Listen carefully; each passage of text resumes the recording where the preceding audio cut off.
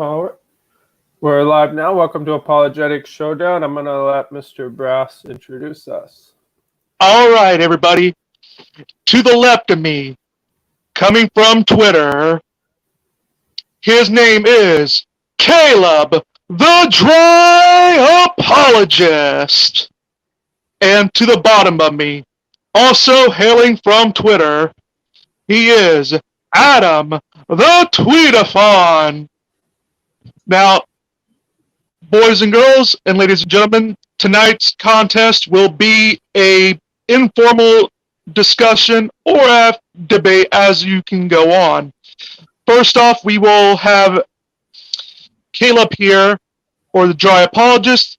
He will present the deaf argument, and after presenting the argument, you'll have Adam, or Tweetophon, as you may want to call him. He will respond, and this will go to a back and forth. The rules are simple, generally just, try to be professional. And that's just about where I'm going to be at to keep that in. So if you want to go now and present your case of Caleb, that would be great. All right. Yeah. Thanks for joining me, Mr. Brass and Adam, Tweetophon. And I'm just going to present the argument briefly, and then we'll break it down, and there'll be some questions and such. So the argument's just two premises and a conclusion. Premise one: the deepest dimension possible must be the ground of reality. Premise two: the deepest dimension possible must achieve maximal presence, power, intelligence, and empathy. And then the conclusion: therefore, the ground of reality must achieve maximal presence, power, intelligence, and empathy. And then that's just a description for the classical understanding of God in the traditional monotheist sense. And basically, to me, the argument is pretty intuitively clear, but I recognize that not everybody sees it that way. By dimension, I just mean some aspect of being. And I think that that's a better term to use than like using a thing or like level or something like that. Like dimension to me has the most fluidity to capture what I'm trying to describe. And basically, it's trying to capture that whatever the most fundamental aspect of reality possible is that most fundamental aspect of reality in actuality. So like if we imagine like the laws of physics perhaps are more fundamental than material, like could be the case, it doesn't have to be, but that would be an example of something like a dimension being more fundamental than something else. Or like the quantum level, quantum field is more fundamental than the objects that we see around us would be another example. So whatever the deepest possible dimension, that's that final stopping point that grounds everything else. And then that final stopping point, maxes out in the general features of being. So it's maximal presence, power, intelligence, and empathy. And that's just because those would be compossible features for this sort of ground of existence. So they all coalesce in the same reality or deepest dimension of reality. And then that's just what I call God. So that's pretty much the argument. And I'll turn it over to Tweetophon. Like you said, pretty... Oh, sorry. Is the moderator speaking up there? Don't want to cut him off. Yeah, I just want to say, now it's your turn. You can go. Thanks. Like you said, it's a pretty simple argument to read out, but a lot of that stuff, it didn't seem intuitive to me, and I wasn't sure what the definitions are for some of these terms. Like you're saying, the deepest reality. I watched some videos you made on this, and you made a description of it as like a building. So you said reality has layers, and the layers rely on each other, or there are more fundamental layers that connect to each other, just like floors of a building. So I get a picture of like a ground floor and a second floor and a third floor, and they rest on each other. But I don't see why you reach the conclusion that reality will be structured this way. And so if the moderator could just jump in here, are we doing a back and forth now, or I'm just giving an explanation of issues I have with the argument in general? Yeah, you can go back and forth with each other. Let's do that, because honestly, I think that'd be very helpful at this point. What do you mean when you say that there's a deepest reality? Like, what is the general context or structure of reality that you're positing? Sure. So I'm fine with using the word deepest reality, but I prefer to say dimension of reality so that it's just consistent with how I phrased the argument. But basically, so we can think of theoretical examples, sort of like the quantum level. You could say, you don't have to take this view, but you could say that it's a deeper dimension than the objects, like a rock, like the quantum particles, or even space-time could be another example. Again, somebody could be agnostic on how the physics works, but it's just an example of a possibility. But the idea that something is more fundamental than something else, we could call that a dimension. So it's just to capture the idea that there is a deepest layer or deepest fundamental component of reality. Like I would say that like I'm not the most fundamental thing to, like I would say the laws of physics are probably more fundamental than I am. I could see what you mean in the sense that some things are broader or necessitated by more things, such as a ball requires, of course, some sort of physical material and everything. But I don't know if I would call it deep or depth. It's just, you say that there's a reality, right? And then there are these things that constitute reality, but it all is reality. So I'm not sure why you would think one is more deep or more fundamental than another, because all of it is in the same sense. So there is a grid or a building or a quantum field or whatever structure you're positing for your practical system.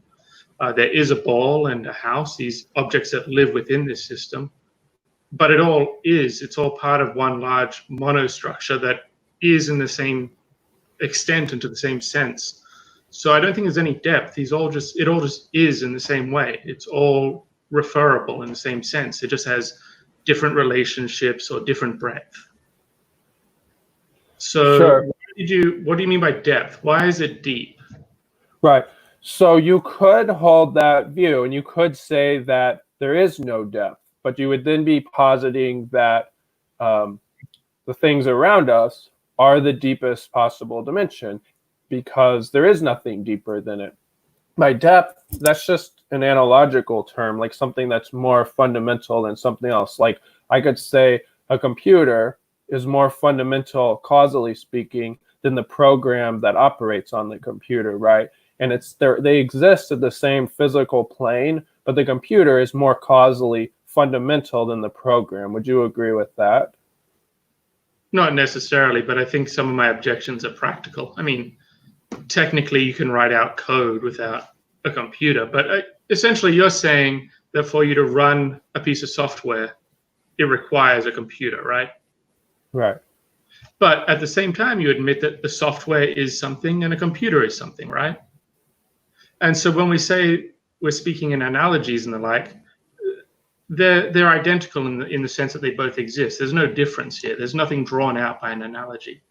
The computer is, the software is. There's no depth. At this metaphysical level, it just is. I'm looking for something that you believe exists in a different way or to a different extent, because that's what I don't see. So I'll just finish up. If you want to talk about depth, you could talk about different ways of existing, or you could talk about some things existing in a more solid sense or a sparser sense, but even then it would just be the same isness spread out or condensed. I don't see how you get depth when it's the same consistency of existence for all things, because they all exist to the same extent. They're just described differently. Right. So, right, if we're talking about physical objects, I totally agree. So the computer analogy was just an analogy of how one thing can be more causally fundamental than another thing. But I agree that the software and the computer is not metaphysically deeper than the software. It's just in an interactive sense, causally more fundamental. But again, like you can accept that there is only one dimension of reality, but that wouldn't actually deny either of the premises of the argument. So like, say for example, if the universe exists and God is causally more fundamental than the universe, I would say that God is a deeper dimension than the universe, because he's metaphysically grounds the universe. And that's all that I mean. Now you could say, but you don't believe in God. But the point is that he's a deeper possible dimension. So premise one just says whatever the deepest possible dimension is must be the ground of reality. Now, if you think the universe is the deepest possible dimension, you would be accepting premise one. You would just say the universe is the deepest possible dimension, and then we could go on to premise two. So the argument, as far as I can tell, is logically valid. So one of the premises would have to be contested. Well, I think you've skipped ahead a little here. I'm assuming by universe, you're not meaning the same thing when you say reality. So when you say layers of reality, you're identifying one thing, reality, a monad, or a single entity that encompasses a whole. Like it encompasses or subsumes everything here. Reality is everything we speak of. So reality, you as positing it as one thing or one consistent substance or being, already we've said flat out, it doesn't have depth in that metaphysical sense. Then within being, or what is, you start drawing distinctions, like a mouse is, a keyboard is, software is. Like you start breaking up and describing what is. But there's no depth to isness here. Like isness does not have depth here. You're only describing what is, like the particulars. And you're saying that some particulars have different status than other particulars. So God is a particular thing. The universe, which I assume you mean by the planet and everything, that all the practical objects, the universe has a certain status and they have a certain relationship to one another, but they are all subsumed within reality, which is what you said, depth of reality. The reality is this consistent, just consistently, evenly distributed, single isness. Like that I don't see any distinction within that isness, and no way to draw out a depth of the mere fact of existence. So I just want to make sure that point, because that's where I'm at. I never got to the depth of reality, because reality, in the sense of isness, I don't see how that has any depth. Now, if you want to talk later, I understand that, but just on that first primary principle of isness, I don't see any depth. Well, it depends upon how you're using the word reality. So just to get the terms clear, by universe, I mean something like all of space, time, matter, and energy. So whatever the fundamental components of physics are as a whole. Now, by reality, I just mean the totality of all that is. So you're saying, well, there's no depth to isness. Well, yeah, in the terms of the concept, that would be correct, because reality is just a label for all that is. But within reality, there could be depth. If something is metaphysically more fundamental than something else, then there would be depth. Well, that's where I think we get into another issue. You say metaphysically more fundamental. Well, let's deal with reality first here. So you said there is this sort of totality, this isness, right? And that lacks depth. But then you're saying, when we admit that there is this great monad or this isness that's consistent and it doesn't have depth, there's no you somewhat exist or you partially exist. It's everything exists. It all has isness to the same extent. And then we get down into what you're doing now, which is describing what is, like the particulars. Then it looks to me like you're trying to basically describe all the things that are, such as you said, the universe, these practical objects, and then something that could cause them, like a god, and then draw relationships there. So do you agree with me so far then? That's what we're doing? We've gone down a level in the metaphysical structure, and now we're describing what is? Yeah, I mean, the argument is, by reality, I take that to mean just the totality of all that is. So it's more just a concept. So yeah, within reality, there can be metaphysical depth. So I think we're in agreement. We'll discuss the depth part, but within the isness. So we've got that. We acknowledge there is this isness that subsumes. Yes, but I'm not saying that, and I'm not saying that you are, but that existence I'm not treating as a true property. So I don't know if you are or not, or that necessarily matters, but just for the audience, I'm not treating existence as a predicate or property, just so we're clear on that. Well, it's more than that, right? I mean, predicate and property themselves are something. They're also subsumed by isness. Isness is something. There's nothing. Do you believe there's anything independent of isness? No, unless you, well, it depends, because if we're going to posit like abstractions, like concepts, I would say they don't have concrete existence. But if we're talking about concrete things, they all have isness. But I take isness just to be a label that something is. I don't think that there is a property of isness. Okay. Well, right, because isness is broader than the sense of a property. I mean, isness encompasses everything that could be mentioned. I mean, there's nothing you could mention or posit that is not. I mean, that's, I think, why you have the hesitation of saying that something is independent from what is. Because to say there is something is to admit that it is. Now, when you say that you could have abstract ideas and they don't have concrete existence, again, we're going down a level, right? We're describing what is, and we're separating it into different categories. But abstract things still exist. Specifically, how would you tell the difference between property and causation? These are abstract concepts, I believe, in your system. Yet you can distinguish them because they are something. I mean, each thing has a separate description, a separate definition. There is something being referenced when you say the theory of causation or the theory of properties. So they do have existence. You're able to distinguish these two things from each other. I'll also point out that, you know, in the case of abstract objects, they would be more immaterial if we're talking about things like, say, the number 2. So that, you know, that gets into a whole other discussion. I wanted to ask Adam, is he, are you positing more of a brute fact sort of system? If you know what that is.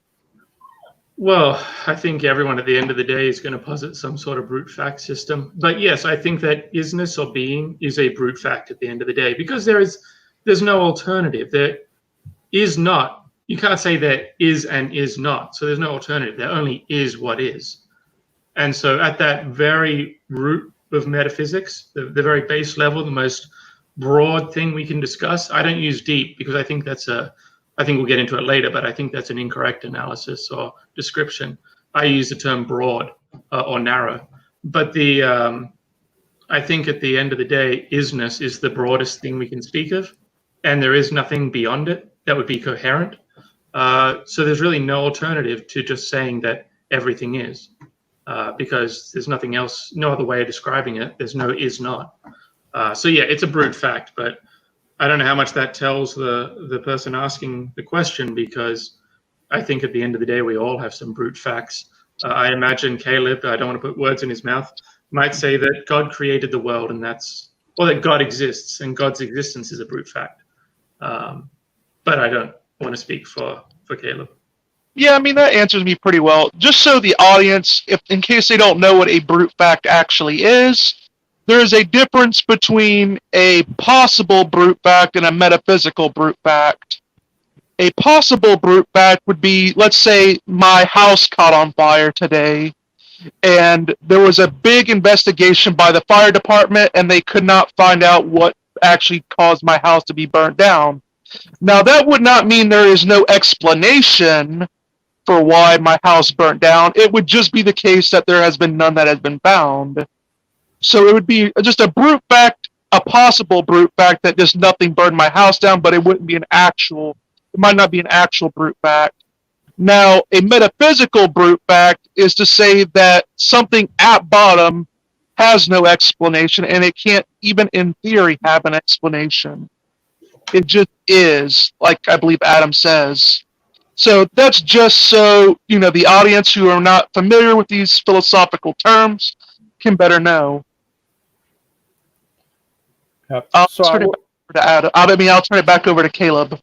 Sure, thanks. So, yeah, the argument's compatible with brute facts, I think, but I don't think that they're really are brute facts. I mean, I think that God is a necessary being and not a brute fact, but that's fine. I mean, we can leave that disputed. It's not essential to the argument. But so you talk about things being broad. Oh yeah, you talked about causality and properties, and I'm trying to recall what you had said.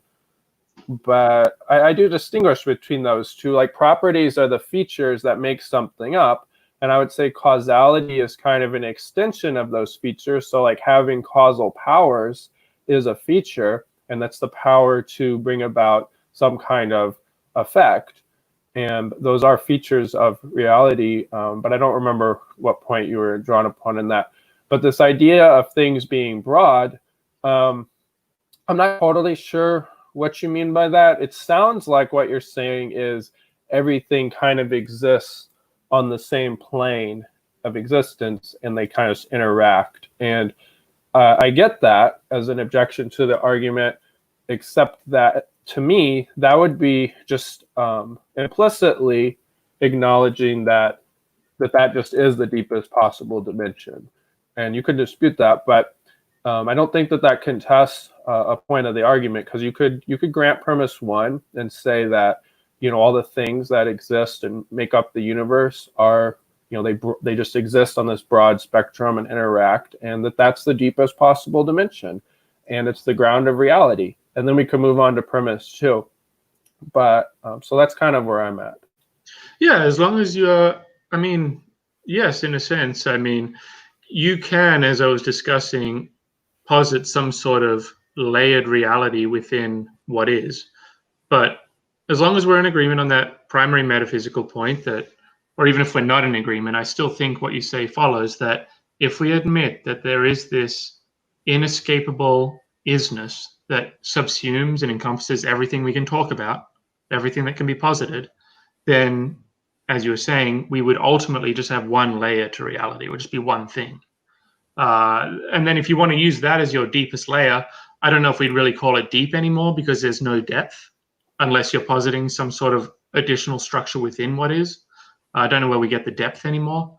But if you're happy to make your argument with only one consistent, evenly distributed isness that encompasses everything we talk about, then we could go on to the next point of your argument. Well, okay, we might be able to move on, but when you say there's some isness, that it sounds like you're saying it encompasses everything. Like, I would, if that's accurate to what you're saying, I would take that as a concept. Like, yeah, everything that is. I mean, just as a tautology, but I don't know if you're positing something else, like everything ultimately makes up some like monad that like is the one singular thing, like some kind of pantheism. I don't know your ontology, so I don't know if you're following more on the first side, where it's more like a concept, or you think everything like ultimately is this one singular existence. Yeah, there's one thing. Yeah. Everything. Okay, so yeah, so I wouldn't grant that, but it is technically compatible with premise one. It would deepest possible dimension, and then we could move on to premise two. Now, I think premise two is where I'm going to then attempt to undermine that conception, but we could then move on to premise two. Yeah, I wonder if perhaps we can revisit later in the debate why you would disagree with a monistic model at that root of metaphysics. You know, why you would disagree that everything ultimately is. There is this totality or this oneness that subsumes everything. But let's move on to point two, because I think if you're happy to go forward with the notion that your argument works, even if we're saying everything simply is, then I think we can go forward to number two. Okay, sure. We'll go to number two, and then, yeah, we can always revisit. Okay, so, you know, if for the sake of argument, we grant that there's some deepest possible dimension or some ground of reality, and you're saying that's, you know, what is in this broad sense, and, you know, we can, move on that point. So premise two, the deepest possible dimension to achieve maximal presence, power, intelligence, and empathy. And the argument for this, so again, once that's granted, I think it then just follows that the deepest possible dimension is God in the classical sense. But the reason for that is because if the deepest possible dimension didn't achieve these properties, then there would be a deeper possible dimension that does. And so it just by necessity, I'm arguing that the deepest possible dimension has to achieve those properties, which is one reason why I would then reject the idea that everything is this one, because there is a disparate number of things that don't have all those properties. Well, I suppose I'm almost thinking we should have defined God before we set out, but that's a whole debate of its own. When you keep saying deepest possible dimension, we're already at the point where everything simply is. It's just the dimension. Now, you could say within the dimension of isness, there are these different categories and they have different relations to one another. But essentially, there's only one dimension right now, just what is. And then you have to categorize everything within it. And so you'd have your various things that you want to posit. But what I'm wondering is when you say, let me see if I can get your quote. It's the deepest possible dimension has you got all possible properties in their maximal sense. You basically mean that this dimension, or what term we're using for it, possesses or subsumes or has or provides all of the properties that you'd use to describe something in the full extent of that property, like in the greatest amount, right? Is that what you're saying? Right, compossible properties. So there are going to be a few properties that are probably excluded, like the deepest possible dimension wouldn't be green, because having the greatest depth of presence, it's going to be an omnipresent dimension, and that's going to be impossible with being green. But yeah, most features though are going to be compossible for this deepest possible dimension. Yeah. Well, isn't isness even greater than whatever God you're positing? Because by mere fact of being whatever is, the one or Eleatic being or this principle of isness subsumes all of the properties in whatever extent they should happen to exist. Like it is complete. And it does contain contradictions, which would be drawn out with our distinctions. So it would encompass everything. It would have all things. There'd be nothing lacking from it. So actually it would be greater than whatever entity you're describing, if we even get to the point where we can wrap our head around whatever sort of dimension you're positing. Right. That it has more and it's greater than your God? No, I wouldn't, but I'm going to let Mr. Brass interject. Yeah, I believe what would be helpful with Caleb is to go more in depth with the universe definition. I believe he's using William Lane Craig's definition when he used with the Kalam argument, which is when he talks about the universe, he's talking about all of contiguous reality. So, even if there was, say, a multiverse, that would just be part of all of contiguous reality. So is that sort of where you're going, Caleb? Right. So universe would be all of any spatio-temporal reality. So if there's a multiverse, then yeah, I would lump that in as well. And yeah, so I agree. So all right. I think that would just, that's just good to just flesh it out so you guys can just know better how the definitions are. So, and I want to jump out of turn here. The point that I'm making is if we have this contiguous reality or practical reality or however it's described, and we have this separate thing called God that you're at some point going to posit a system whereby I suppose it emanates the universe or it somehow connects to the universe. The principle of what is encompasses both those things.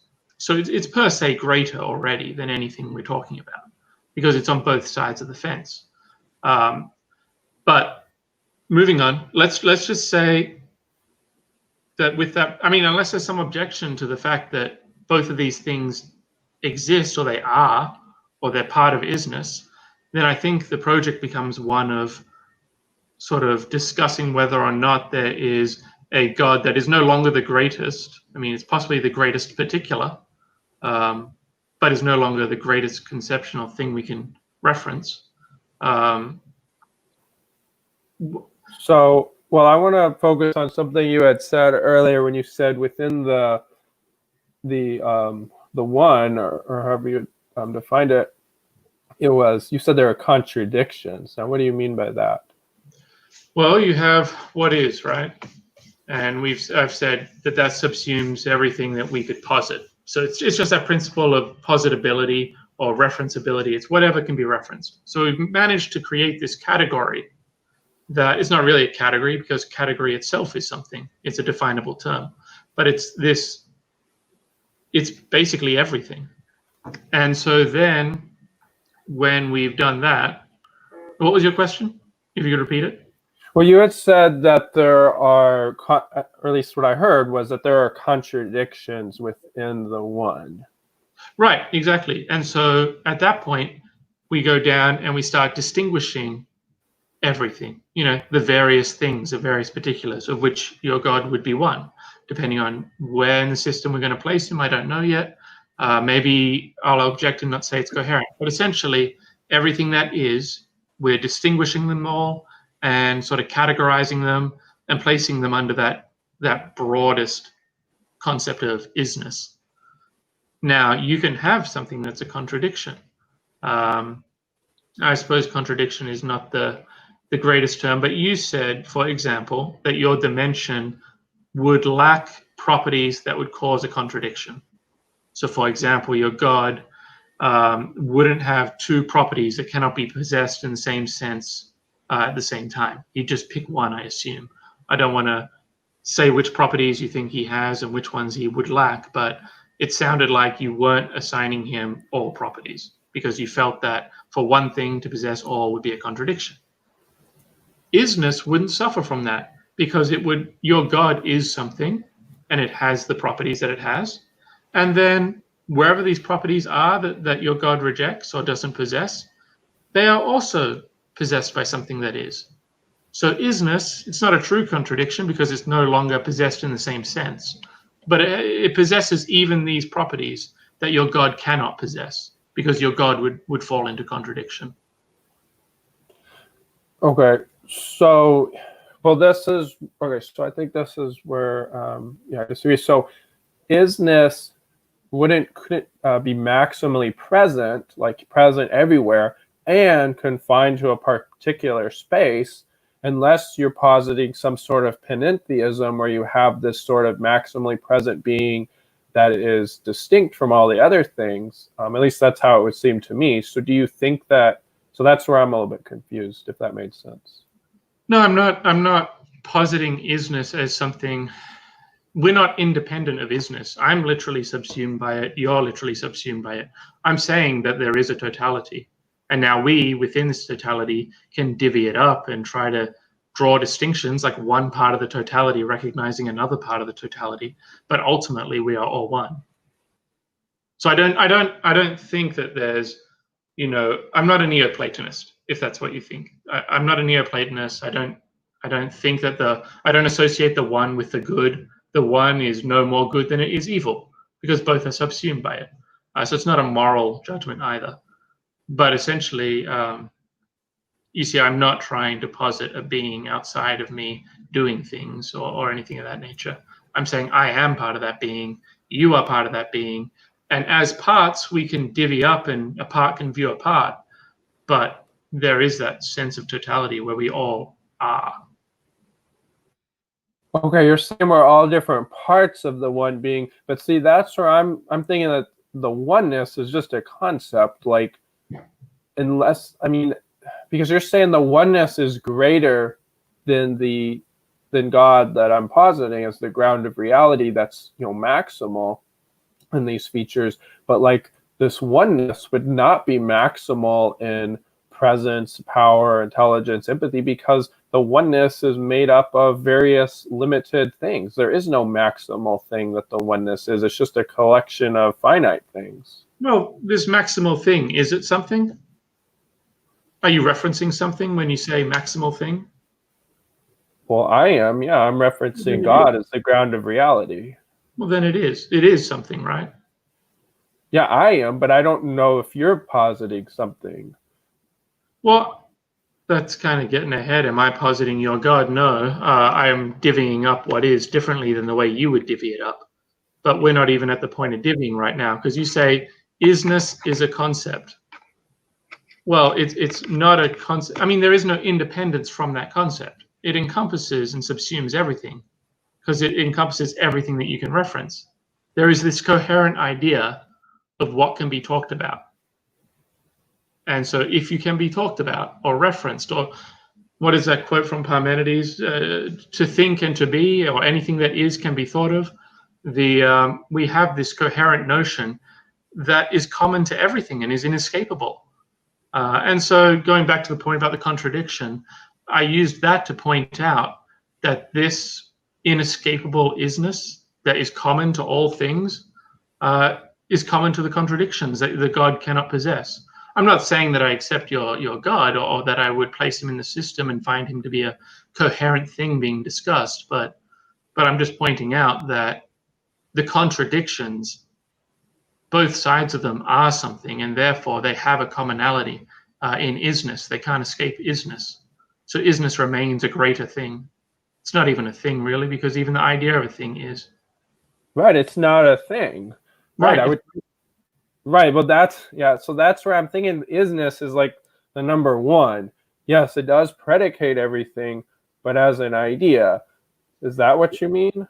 But why as an idea? An idea is a thing as well. It's beyond any particular. It subsumes all particulars as a metaphysical ground floor. But I think there's also certain metaphysical ramifications for what we're talking about. Because as we get to step 2 here, and we talk about how your God relates to the earth or the universe, and how he has these properties, and how, I don't want to describe your system for you, but presumably how God emanates or gives power to or creates the universe, we'll find that creation and destruction are impossible. And we'll find that your system of change is incorrect. And we'll find that your system of causation is incorrect. Because there's certain ramifications of saying that there is, and that's the end of the story. That is a metaphysical boundary. There is no is not. There is nothing that what is could become, because what is all that is. There's nothing else for it to become. And so things like creation of new things, things of that nature, it's all the wrong way of viewing reality. So maybe I won't. If you want to jump in now, that's good. But I'll let you talk, and then I'll move it along. Because I was going to. Well, and it sounds like, based on what you said earlier about Parmenides and what you just said, that it sounds like you take that type of perspective, that metaphysics. Now, this argument is compatible with change being an illusion, although I don't see a logical contradiction and something new coming to be. But anyways, we can just set that discussion aside. The one, though, to me, just sounds like a word to describe all the stuff that we find. But it sounds like you're giving it. It sounds to me like you're taking everything that exists and saying they comprise this one singular being. And I don't grant that, but even taking that to be the case, I would say that's still not the deepest possible dimension of reality, because I can conceive of a deeper possible dimension that is more maximal and sustains that dimension of finite things. And if you want to say, well, that makes up the one also, well, that would still be compatible with my argument that there is this deepest possible dimension that has these maximal possible properties. Well, just to cut off part of that argument, unless you're going to make the point that what is not is in some sense, or there's some alternative to what is, yes, no matter what you say, I'm going to say that it is something, and therefore it is subsumed under that broader commonality or totality. But you say that your system will work regardless. So we basically have the, I guess, practical objects, finite objects around us that we, like this cup of tea I have here. And then we have your God, which you describe as a dimension. But what's your relationship? when you say there's a God and it has all these properties maximally and it causes other things, or it's other things are reliant upon it, what's that relationship? Because I'm trying to get an idea of your God. What's the relationship between this cup of tea I'm drinking and your conception of God? So I mean, I would say God is the more fundamental dimension or aspect of reality that keeps everything else in existence. So Well, what's kind the? of like, yeah, go ahead. Oh no, sorry to cut you off. What do you mean Oh, by fundamental? I just Like, mean something that is causally supporting. So like, and I know it's just an analogy, but like causally, the computer is more fundamental to the operation of the computer program. So it's the idea that like something causally supports something else. We could say that the thing fundamental than thing Y. Now again, the computer analogy is just an analogy, but that would be an example of something being causally more fundamental. but causation, in the sense that we're discussing, because causation winds up getting a bunch of different definitions. It can be used just as the word explanation. But if we're talking about like a temporal causation, the fact of existence is not caused. I mean, unless you're positing a creation from nothing or something like that, like some sort of metaphysical, like you're saying that God causes the existence or is somehow responsible for the existence of the cup of the tea. And if God disappeared, the tea would disappear. I don't see how that would be possible. How are you reducing the tea to a literal nothingness? I don't see. Existence does not appear to be causal, because there is no alternative than to be. Like, what's the alternative than to be in this metaphysical sense? There is none. I would say to possibly be, to potentially be is an alternative to be. Sorry, I missed that. Probably because I was talking. What was it? So to potentially be would be an alternative to actually be, to like use like Aristotle's terminology. But they both exist, though. So now we've run into a common problem, I find, where existence is being used in different senses. So you didn't actually destroy the cup of tea. You didn't end its existence. You just pushed it somewhere else. It's like Empedocles says, you can push something any way you like. It will remain there for you to find. You can never actually destroy it. There's no alternative but to be. So if you are saying that without God, the teacup will be moved somewhere else, okay, maybe we can discuss God further and see if that may be the case. But the teacup still exists in some sense. I mean, you haven't destroyed anything. So, just so I get you right, basically this point goes down to is to be or not to be. That appears to be the question. Right. Well, can you have that question? Well, okay, so to respond to that, yeah, I mean, if we were to smash the teacup into pieces, then the particles and whatever, how much we break it down, are going to move to different locations. But what if the particles were, zapped out of existence? Then they would cease to be entirely. But it's not really necessary for the argument to prove creation ex nihilo. It's just to me, it seems like a necessary metaphysical, logical truth that something that's causally more fundamental than something else, or at least I should say metaphysically more fundamental than something else, keeps that thing in existence. So I don't see a problem there. There's a few things there that I want to raise, but I guess we should stick with the term causal, because that's kind of where we started. So how do you think God is causing the teacup to be the way it is? Let's just, I want to know what your idea of causation is in this particular relationship. That's kind of where the whole point started. Oh, well, I mean, causality in the basic sense of the way I would use it is, the act of thing X making thing Y be in some sense. But whatever definition you take to be the most plausible, it's just the act of making something, determining it in some sense. What act is your dimension or your God doing? Well, he's supporting the existence of everything else. But you say supporting the existence. Like, are we still talking about that metaphysical existence where there's simply no alternative but to be? Or are we now talking about this potential actuality thing where it's supporting it in a particular fashion? I'm not sure that it matters. I'm inclined to say the second one because I don't think that the things have to be, because in principle, if God withdrew his causal power, kind of like, okay, so like if you think of an idea, your mind is sustaining the conception of that idea. That, I mean, I imagine it like that. Like if God took away his active mental intentionality from the universe, it would just disappear. Well, I don't think your hypothetical is coherent. God takes away something from the universe. Where does it go? Again, like Empedocles, you can push something around, but it will be somewhere where you push it. So where is God taking things himself out of the picture? That's what I don't understand. And I'm just not seeing that part as well.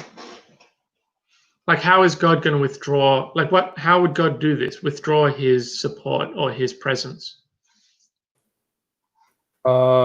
Just by his very will. Like if you were to quit thinking about your cup of tea, you know, the thought of the cup of tea would go out of your mind. So the teacup wouldn't, but that's because you aren't sustaining it. But sustain ideas in your mind, but God has the power to turn those ideas into concrete objects.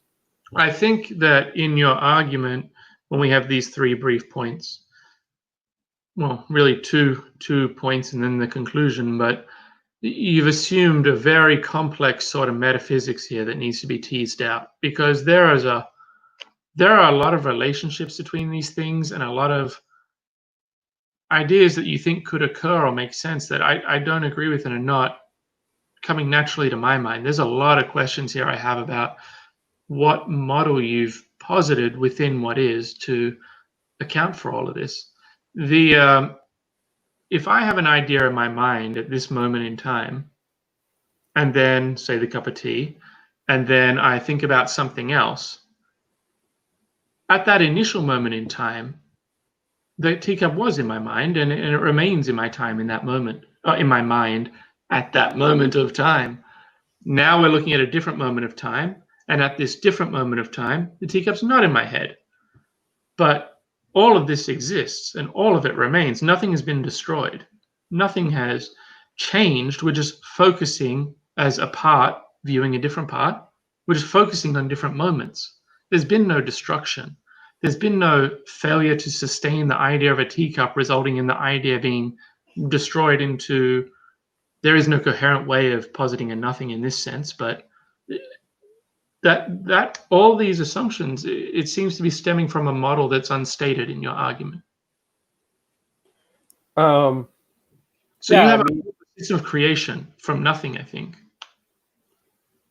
Well, it's creation from nothing in the sense that you have one thing keeping another thing in existence, but it doesn't have to commit itself to the claim that something didn't exist at some point and then began to exist, although I do hold that view, but you would have to in order to accept the argument. But I don't see anything incoherent about something keeping something else in existence, just like I can keep an idea in existence in my mind until I quit thinking about it.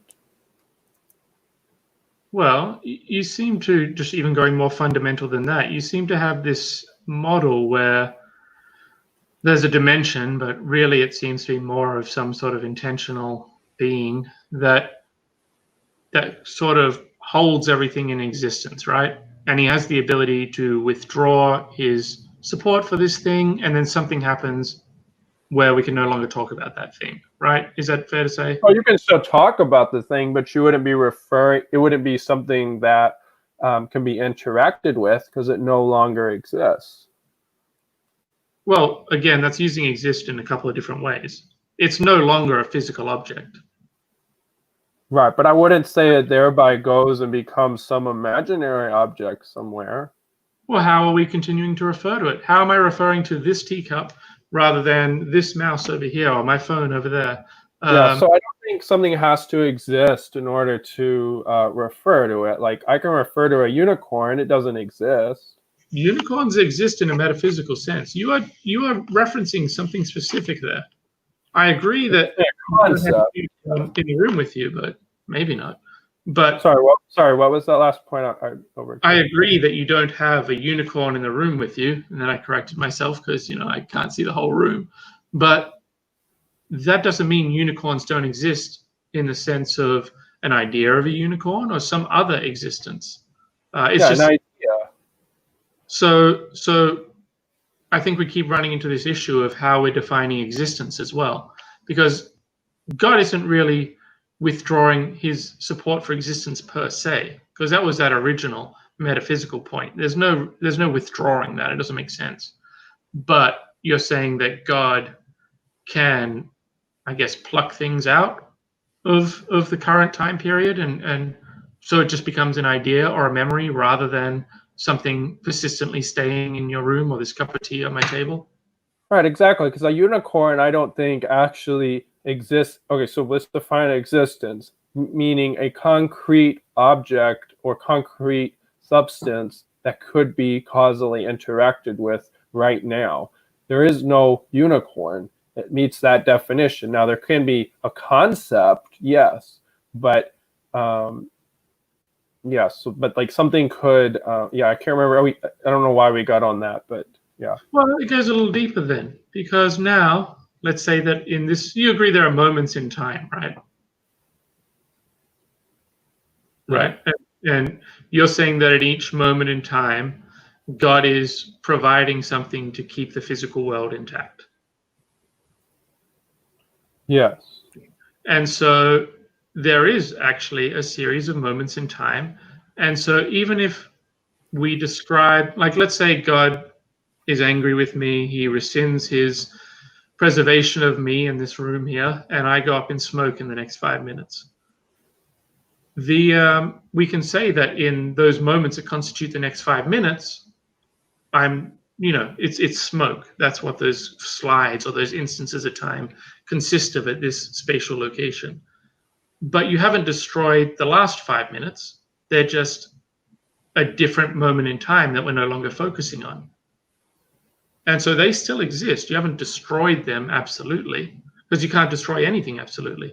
So really, God has to get reduced down to some sort of, I suppose, physical law or guiding principle here, where he's deciding what the next slides look like. We can't change what the previous slides look like, obviously. Is that fair? Right, basically, yeah. I mean, you can hold to a B theory of time, or again, the theory of time. Like somebody doesn't have to hold to temporal becoming in order to accept this argument, but yeah, like something in the past could exist in the past, but there are things that we can refer to that don't exist. Say a unicorn. Now, exists temporally in the present. Right. The moment. Right, but I don't think it exists. Like I think there are things that don't exist in the past. They don't exist in the future. But yeah, even if we're talking about right now, there are things that I can talk about that don't have any concrete existence. They're just concepts. But again, I don't know why that's relevant though. And I know you made a point about God deciding what's going to be, but I don't know how those two things connect. Well, we're pointing out here that the cup has a certain existence independent of God. Yeah. So God can't really destroy. They have their independent existence from him. He's not really preserving them. He's whoa. Okay, independent. I mean distinct. It's not God. But if you mean causally independent, no, I don't grant that. I think that God keeps the cup in existence. Well, he doesn't keep its previous states in existence, does he? Well, no, but we're talking about its present state. But on a B theory of time, all the states exist. It's just relative which ones are forward and which ones are back. right? Um, Like we're well, focused on particular instances, but they all exist because everything exists.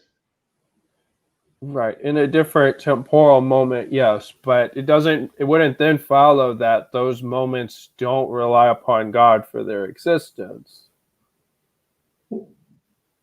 Well, then I'm not sure. I think we have to go back and redefine his relationship again, because I'm not sure how God is holding together previous moments. I mean, we said God could rescind his will for the cup and then direct us to focus on a moment where the cup disappears. But how does that affect the moments where the cup existed that we know are real moments because we observed them? For Well, there example, are still moments that take place under a B theory. There's just no becoming. But the whole B theory itself, so this whole chain of events you could say would never have existed at all had God not willed it to exist. Now there would be no coming of that, but it could still causally be the case. well, there we go then, because that really goes into another problem with it. So you're saying that God wills the temporal system, whatever theory we're putting forward, into existence, right? He literally brings about the temporal system. Right. Well, when you say into, yes, but not if you mean into like I have to then be committed to a temporal becoming. But yeah, in a causal sense, yes, he does will it to exist. But to take the action to will something is to take an action, right? It's to do something, a temporal act. I mean, there is no changeless act that he decides to do. I mean, the mere decision to do something requires some sense of change. I don't know that it necessarily does. I think it's coherent that God could be eternally willing something, but even if it does, there still are actions under a B theory of time. So even if that is an action, like I still turned on my computer an hour ago, like that still is an event that took place. Right, but it's within the system now. Yeah. So God is now constrained within the temporal system because he's taking actions or making a decision to sustain something. He's performing something. And performance is within this temporal system. So then the additional problem is if we're saying he initiated or somehow took actions outside of a temporal system, that doesn't seem to make sense. The mere fact of willing something or positively doing something presupposes that you are within that context. So he becomes a sort of a temporal agent. Yeah, that's fine. Like, I mean, I'm more inclined to think God's outside of time, but the argument's compatible with the idea that God is acting within time, that he has willed to do that. So yeah, if you want to say that, that's fine. Okay, so God, in any actions he takes, is within that context or that framework. So he can't destroy time then, and he can't create time. But why does that follow, though? Because if to do an act of creation, to make that decision or to do something, it's a process, and process is something that occurs within the context of time. If you don't have time, if everything is purely changeless, because what is time except for a measurement of change, right? Do you agree that time is a measurement of change? It could be more than that, but I'm fine with granting that definition. All right. Yeah. Well, if time is a measurement of change and a performance of something or an act or a decision requires some process of change, then it presupposes time. You can't go outside of time or beyond time or be lacking time, or in some way time doesn't exist, although that runs into the earlier metaphysical objections. But you can't be in that position and then do something that requires time. You see what I'm saying? I don't see anything incoherent about God being outside of time and then entering into a temporal relation. But if you want to say by the very fact that God can act within time, he's thereby within time, I'm fine with that. But it wouldn't follow that he's not. So I guess then we need to parse when you say you can't create time. If you mean time in this ultimate frame of reference as just a measure of change, then fine. But then it's kind of more of a concept, it would seem. But if he could still be the creator of our universe, though. All right. we're at the hour mark right now. Would you guys like to go into the Q&A and see what the audience wants to ask? Maybe that would be good. See if we're missing the mark in some way and they have some input. I'll leave it to the two of you or to the moderator to decide. I'm not sure what sort of comments have been added. I'm not in the YouTube chat here. Yeah, I'm fine with whatever. I mean, yeah, I'm fine with whatever. I mean, there hasn't been. I've been watching the chat. There's been a few comments, so maybe we could address those and then see where we're at. I think I need to pull them onto the screen though, so let me find them.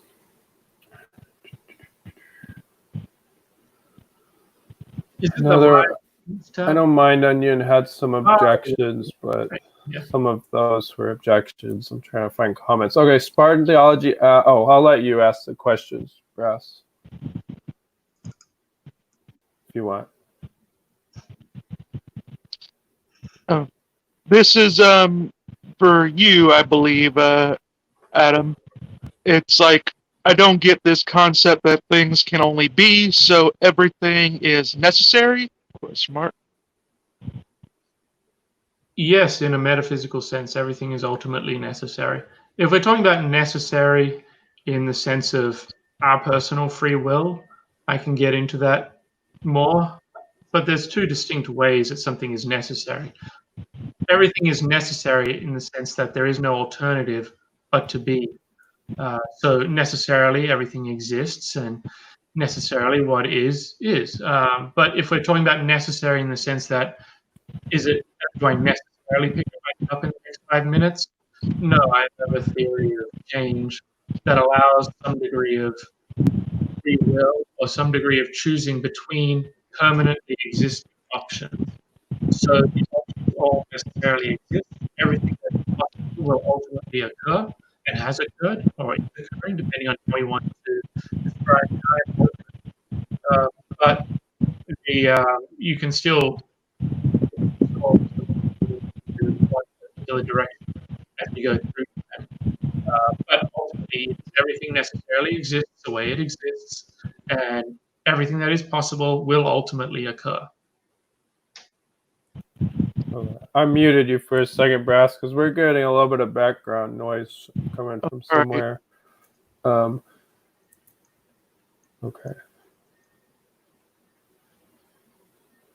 Basically, this question comes from Mind Onion. It says, is he like saying God is a metaphysical substrate like Jordan Peterson says? Yeah, I have no idea what Jordan, I think it was for me because it was when I was presenting. I have no idea what Jordan Peterson's views are, and I wouldn't be able to say one way or another. But Adam, if you have any comments on that, he may have been referring to you, but I don't know. I think he was referring to you, but I'm sort of in the same boat as you. I'm not that familiar with Jordan Peterson, his theological views, so I'm sorry, I can't say much more. Jordan Peterson is notoriously theologically vague. I mean, like most of his views are just mainly just vagueness. Because he's more of a gets you to think type of guy than he is to tell you what to think type of guy. This next one comes again from Mind Onion. Says, I really don't get it. Like, can we even distinguish God and not God as being separate things? If God is somehow related to these things in the same way physics is related to, like, a ball. Yeah, and I think he was talking about my views. So, yeah, I don't see that hang up, Mind Onion. I know we have some disagreements, but I don't see a problem with God being a concrete entity and undergirding other things and causing them to exist, and similar to how we imagine like our minds cause an idea or a dream or something, an image in our mind, or the way we kind of think like a computer, allowing for a program to run on it. The consciousness example is probably closer to what I'm describing than the computer example. But yeah, I don't see the incoherence, but it's just a disagreement, perhaps. how many questions would you like to go before we? Yeah, that was the end of the questions as far as I can tell. If somebody does have a question, go ahead and throw it into the chat, because we'll probably be ending pretty soon and want to make sure that gets addressed. But if Adam, if you had any other points you wanted to focus on, I don't want to go super long. I don't know what your guys' time is, but you can go a couple more minutes for me. sure. Okay. Yeah, I'm fine being here for a bit. Whatever works for you guys. Let's go maybe 10 more minutes. I don't know. Well, I think there's there's a lot of points that we kind of touched on, but haven't been able to flesh out maybe for another day. But one of them here then is, if we're admitting that, and you may not be in full agreement with it, but your system, as I'm understanding it, you believe would still work. If we're admitting that all moments in time exist, and we admit that there's an isness without an alternative, like there is no is not, so what is has no other alternative way of being. It just makes existence a necessary fact, like Spartan theology was questioning. What leads you to believe that God has this preserving role then? Why isn't it just a brute fact? Is it your intuition and something that I can reject freely? Or is there some additional reason that you think God is necessary in this picture? Well, I don't think that things are ontologically necessary. So, other than God. So, like, I don't grant you could defend that the things that make up our universe are ontologically necessary or a brute fact, but that would only be, under my view, if they're the deepest possible dimension that's uncaused. But to me, that's an open question until we determine what the deepest possible dimension actually is. And I know you're positing this oneness, but I don't see why that means that everything is necessary. Then if it is the necessary being, that's a hypothetical, like it's a hypothesis, but I don't see why I should grant it unless you can prove that I should consider it the deepest possible dimension. Well, I'm giving you there's a couple of things to go with that. One is, you also mentioned that your argument would work with a single layer reality, I suppose we'll call it. The first premise would work. Yeah. Oh, okay. So the rest wouldn't follow then. Okay. Right. The other thing is, I'm positing sort of I don't want to say more simple, but it really is more simple. It's positing less stuff and less relationships than your model. So I think it's really for you to make the case than for me. I am able to say that there is what is, and that's the extent of what can be talked about, because there is nothing other than what is. And then I can begin to divvy up what is, because I'm within what is and I can see other things. So I divvy up the parts of the totality and start describing them. And I can start to see their relationship because I observe how they interact with each other. I know that there's a time because I'm experiencing things. We're talking. So I can identify these moments in time, and I can explain the relationships of things and how they may overlap. Like my robe has a particular color, and something in that room may have the same color. So I see this commonality that brings these things in line. But my model of doing that is extremely simple and identifies what is. And I don't see you doing that, or what I've described. To me, it all seems necessary. It can't be, it can be justified in my observations and the things that we're discussing and presupposing. But I don't see any reason to follow you down your road of preserving God, which we still need to flesh out more, maybe another day when we have more time. But I don't get why I should follow you down that road. I don't see it as necessary, and I fear that ultimately it's going to run me into some incoherence, because it's going to, like you said, only the first part of the argument is sustainable now with the Eleatic being that prior metaphysical idea. It's going to make me run into that issue with the metaphysical assumption I made of isness. Right. Well, right. And I question the coherence of the isness distinction unless we're just using it as a label. But yeah, the reason why, just to be clear to you, to the audience, the reason why the first premise is compatible with that is because the deepest possible dimension in principle could be anything, just given the terms. Deepest possible dimension is the ground of reality.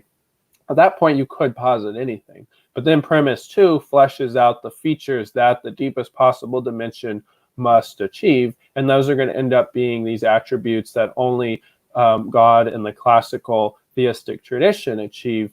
And that would, if you're going to then posit that the deepest possible dimension has finite features, like it's a rock and so on, then that's going to be ruled out by premise 2. So that's where, if you accept both premise 1 and premise 2, it's going to rule out your conception if you're positing that the ground of reality has finite features.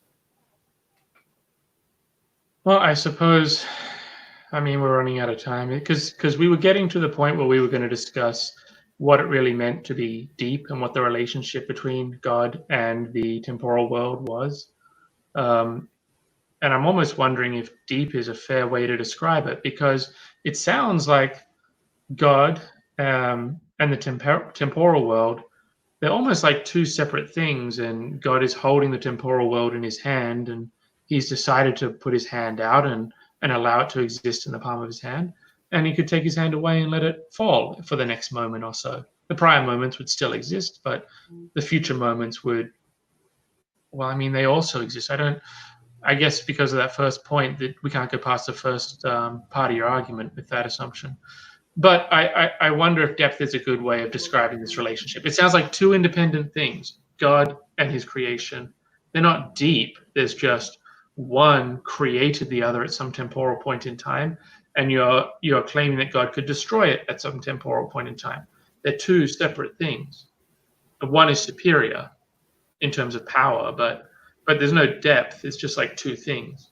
Yeah, so the depth, the reason the depth part comes in that God is metaphysically more fundamental. So that's why I was kind of drawing upon the example of like laws of physics. Now that's going to depend upon one's ontology of the laws of physics, but just in principle, to me it seems coherent that like the laws of physics are deeper in a causal, even metaphysical sense than the matter that obeys them. Now, again, that's going to depend upon how one cashes that out, but it's at least, I think, coherent. So God is more like that, except he's more fundamental than the laws of physics. So that's where the depth point comes in. Okay, so it's strictly about his power then? Well, it's about his causal relation, yeah. So he's not deeper, he's prior, I guess. Well, it depends on what you mean by prior. He's metaphysically prior, but you were positing like two things, like it seemed like you're imagining like beside each other in a sense. And I know that you're imagining this broadness. Yeah, that's not how I'm imagining God, because to me, God would be a finite thing. It's not like God could like sit next to me. I mean, of course, becoming incarnate, he could, but he is causally undergirding everything else. Well, it's kind of going to go on a tangent that I don't want to go down at the end of the discussion. Yeah. But well, I'll let you finish here at the last statement because we're about at time, and then we'll just close it there, and then we can pick it up again at some point in the future. So maybe I'll finish my thought and be a little unfair, but I won't push it too hard. You mentioned sit next to you because he has to be able to be incarnate. I'm assuming throughout all of this that you have a Christian conception of God, which means it's a God that can walk the earth as a human. And so at some point, a lot more detail has got to be given about this God, because he's not just a dimension or a preserver or some sort of force that can keep things in being and has a sort of a will attached to create at this point and to destroy at this point. But he's also got to basically be a human as well. But anyway, I don't want to drag it out. My thought here is essentially that, well, we didn't really get through the entirety of the argument, but there is what is. There is no alternative than what is, because is not coherent. Creation from nothing doesn't make any sense, because nothing is not a coherent thought. You have to reference something. And to destroy something down to nothing is the same problem. There simply is. There's no alternative. And changing from one thing to another involves one thing to another or some property changing. But there is nothing beyond what is. So there is no property that it could change to or state that it could change to that would be out of what is. There are so many problems I have with the model you preserve, but I think maybe we need another date or a longer discussion or some back and forth, or maybe it's not for us to decide all the conclusions. But anyway, it was good talking to you. Yeah, thanks for coming on, and thanks for hosting it, Mr. Brass, and for the audience. Mr. Brass, did you have anything you wanted to close with? I think this was a good debate, or more of a discussion, or whatever people will want to call it.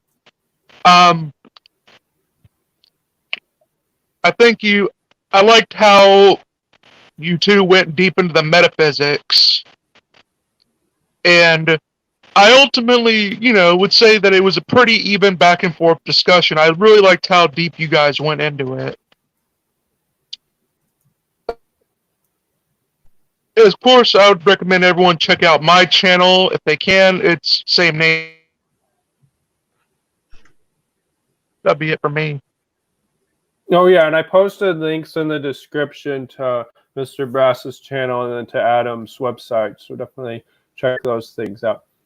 All right, well, we're at the time, so I'm going to go ahead and end it there. But, yeah, we can discuss again in the future if you're interested, Adam. And then, Mr. Brass, if you want to host again, you're welcome to. But I'm going to go ahead and end it. Oh, yeah, go ahead. Did you check a link down there to the RPG Codex? I think I threw a link in there. Yeah. Yeah, I put the one that you sent me. So if it's not up to date, yeah, let me know, and I'll get that fixed. All right, thanks, everybody.